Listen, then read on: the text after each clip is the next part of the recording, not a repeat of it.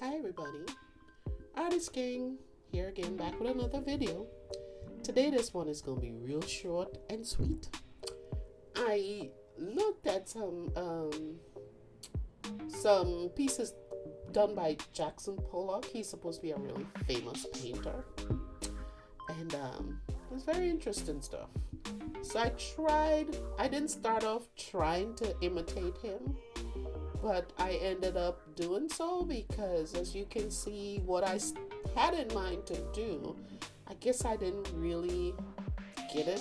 I don't know. I guess I thought it was going to come out different. So at the end of, as I started doing it, I realized it wasn't going to turn out how I wanted it to.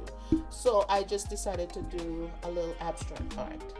So I hope you enjoyed this little video. Once again, I challenge you to try and do something yourself. You might be able to do one even better. So like, comment, share, and subscribe if you want to.